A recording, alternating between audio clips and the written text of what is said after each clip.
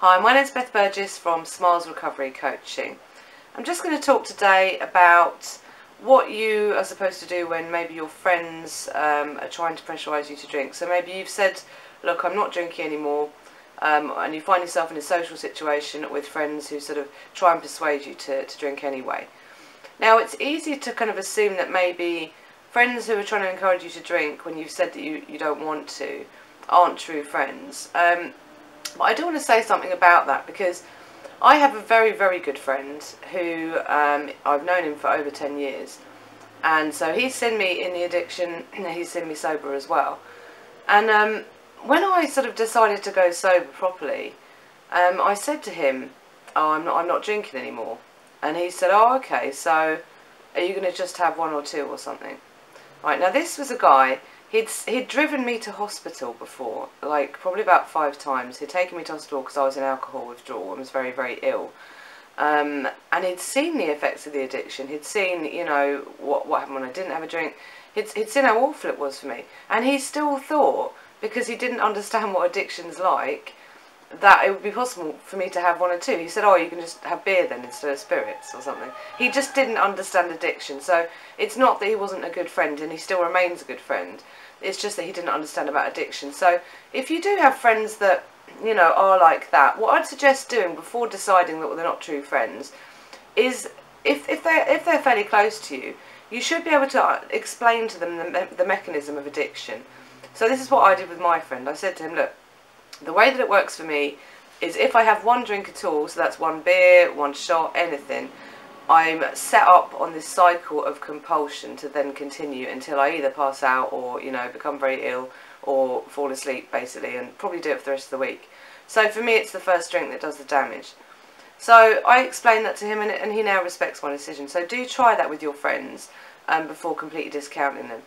Now, if they still don't respect your decision, and you know you've told them what happens when you drink and the consequences, then yeah, maybe it is time to find some new friends. Because actually, a lot of the time when we are drinking, we make friends with people who allow us to drink. So people enable us. Maybe people who drink quite a lot as well, so that we don't, you know, feel as bad about the amount we drink.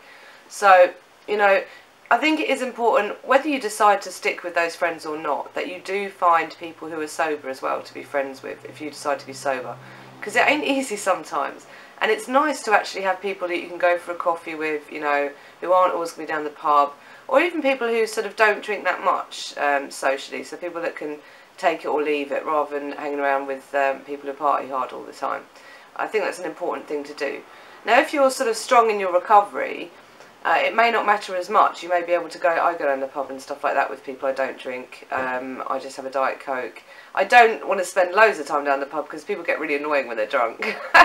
But it's a quite nice reminder actually, because I look at them and I go, oh, thank God that's not me anymore. And then I kind of leave early because everyone's getting a bit, you know, irritating. So yeah. So what if you're in a social situation? I mean, it is the party season at the moment. What if you're in a social situation and people are trying to force you to drink? Now, if it's people you don't know as well, I mean, now I just say to people I don't drink anymore. But you may feel uncomfortable with saying stuff like that at first. So there's always a few good excuses. So I'm on antibiotics is a great one. No one argues with that. I'm driving is another good one. You know, there's nothing wrong with, because people don't understand addiction, they don't understand alcoholism. There's still stigma around it, unfortunately. So, you know, it's okay to use an excuse if that's going to keep you safe. But I think actually, I mean, I've made the decision that I'm completely open about, you know, what's happened to me, my addiction, and I'm just open about it. And if someone says to me, oh, we, you know, have one or something, and they're insisting, I get sometimes, you know, if I'm in the pub and someone's trying, oh, you know, let me buy you a drink and stuff, and I say, no, I don't drink, actually. And they say, oh, right, okay, we'll just, you know, have one. I do say to them, well, okay, if we did that, what would happen is probably by the end of the night we'd both be in jail. Because this is what happens when I drink. And usually they kind of back off. And it's quite an amusing thing to do. So, you know, wherever you are in your recovery, the main point is to keep yourself safe at all times. Because sobriety is the #1 part of recovery. Without sobriety, sorry, you can't do any of the rest of the things. You can't rebuild your life. You can't, you know, you lose everything else without sobriety, and you can't work on recovery. So, #1, keep yourself safe. All right. I hope that's helped some of you.